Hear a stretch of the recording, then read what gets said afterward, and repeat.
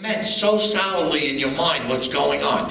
When you're out every day, you get a bite with a fish, they're so aggressive, they're yanking the rod out of your hand. And that's a bite in the head. But then as it goes on, the bite gets worse and worse. It slows down. They boing it, they bounce it, and you're like, shit, you gotta start hand feeding them, you gotta hand feed them. If you didn't know that, you wouldn't know the next day that when the aggressive bite is over, that you're gonna hand feed the fish. Also, I notice a lot of guys don't set hooks no more. I don't know what that's about. Maybe it's braid because I don't fish it. But I don't know, like when a fish bites, it's like, do I have a fish? I don't know what that is. Like when I hit a fish, I want to turn him inside out. Twice. Yeah, because if I lose a fish, it ain't going to be because the hook isn't set. And you don't know where you're going to hook the bass. So if you hit a big fish in the roof of its mouth, you better hit him real hard because it's got to sink in and lock up. And the most common place to lose a big fish is in the wash. And that's why. The hook ain't in good, or you worked him a long time, he's been fighting, he's got a big hole in his mouth, he turns his head, the hook just falls out right in front of you. You see a big fish go away. So, you know, all that plays a key role in why you catch a fish.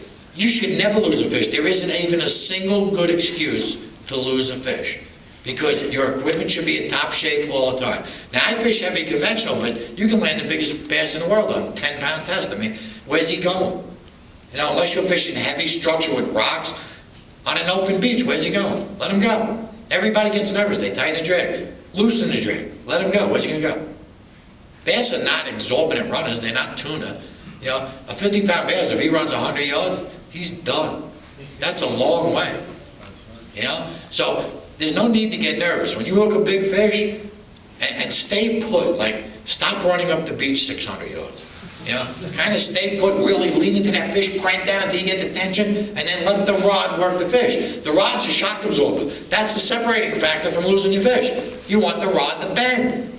If the rod don't bend, you're going to lose the fish. You're going to put a big hole. Let the rod bend. When you get the fish into the wash, if you have a really big fish, back your drag off for half your nerves. Let him go. And he's going to go. When you get that big fish in the surf line, that fish is going to turn and run because that big tail takes full advantage of that wave. And it's just going to zoom, go, let it go. The more that big fish runs, the faster she gets tired, the easier it is to bring it. And it is that simple. So if you get, like, you should never be nervous with a big fish. It's just another fish. And that's how you should look at it, just another fish. Do what you do every day. And the more methodical you get, the more boring it sounds, the better you're getting as a fisherman. Because you should be doing the same exact procedure all the time. And that way you'll land your fish. Then you can talk, my version of life, no fish stories. If you talk to me a while, the last thing you're going to hear me say is, oh shit, I lost that big fish. Oh, that fish broke my line. That don't happen. I hook them, I land them. That's why I have all those big fish. They're not getting away. There is no fish going to get the best of me. That's my version of life. And you have to think that way. So if you get nervous with a big fish, you need another drink and then get your act together and get this fishing. But that's how most people work with a big fish. They get a little panicky. And it's rightfully so, but you've got to think clear with a big fish. I mean, even Bob Brechetta, I laughed when I read his article when he caught his world record fish, because the fish bird nested is real. That's scary. Then it ran to the knot twice and didn't break the line. So he should have lost the fish twice. Then he gaffed the fish and the gaff head broke off and fell in. It was like, I give Bob all the credit in the world because I wouldn't have said that in a million years. He had 4 mistakes on a world record fish and landed them. God bless him.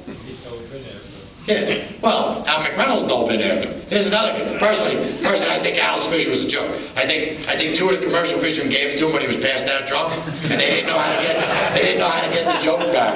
You know, like, oh damn, you know, all right, let him keep it. But